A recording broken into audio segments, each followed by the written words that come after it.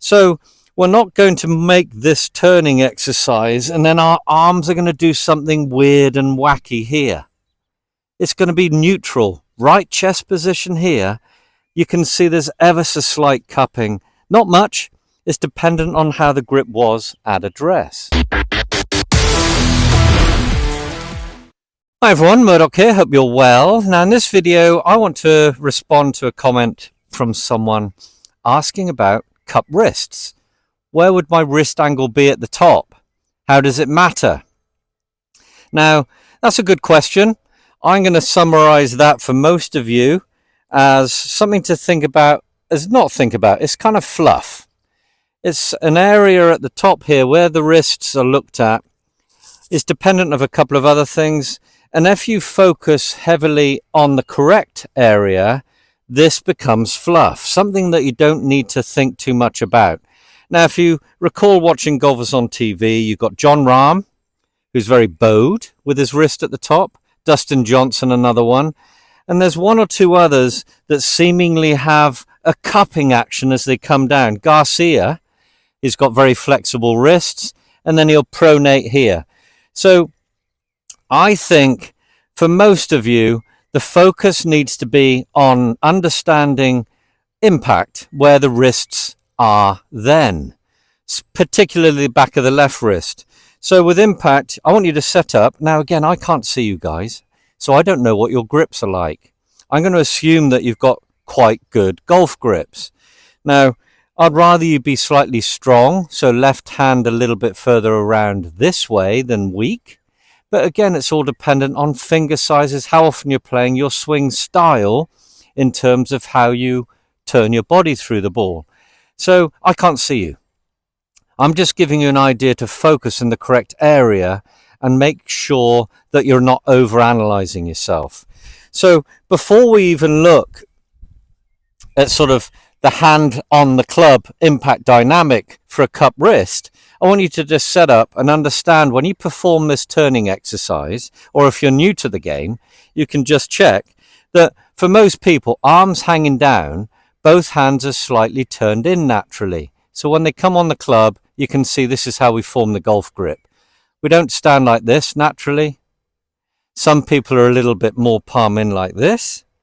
So that'll be a stronger grip generally. So just check yourselves here, because that's going to answer your first question of how should my golf grip be the most natural for myself. So in this position, hands on shoulders, and you do your turning exercise. Make sure you're not brushing over the important bits here, just because we're going to look at the hands in a second. Make sure you're performing it correctly. So you've turned, wound up, here we are. Now you comfortably extend your arms. So in this position here, I've made my turn, kept my angles, looked at the ground where the ball would be, comfortably extend and gently turn your head. And you'll notice that the grip here in this position will be very similar to how you are holding the club at address. So we're not going to make this turning exercise and then our arms are going to do something weird and wacky here. It's going to be neutral. Right chest position here. You can see there's ever so slight cupping. Not much. It's dependent on how the grip was at address. So that being said, I want this to become the area of fluff I'm talking about. It's over quite quickly. Your mind at this point is just feeling a load sensation with an ultimate forefront focus of committing to ball turf. We've warmed up our body to allow for this to happen more often for us. Remember, we need a good move and a good strike here before we worry about where it goes. So that's why it's so important to have areas which become fluff, overcomplicated if we start thinking about that, and it takes the distraction away from what's important. And that's that, the hit here. So Jon Rahm, here he is. Bowed at the top and short, but he clears and he's in a good dynamic here. Dustin Johnson, very long, very bowed. Again, slightly different action through the ball, but it's not really. The impact dynamic is pretty damn solid to Jon Rahm right here. They're here. The firmness here. So that's where I want you to start to feel the importance of the grip being good, controlling the club face, and not worry so much about it being here. Just make sure you're not letting go of the club at the top of the backswing. So again, grip size, go to mid-size to jumbo if you feel like you're losing a bit of grip in the last two fingers of your left hand. That's common as we get older. We lose the grip strength, go fatter in the grip.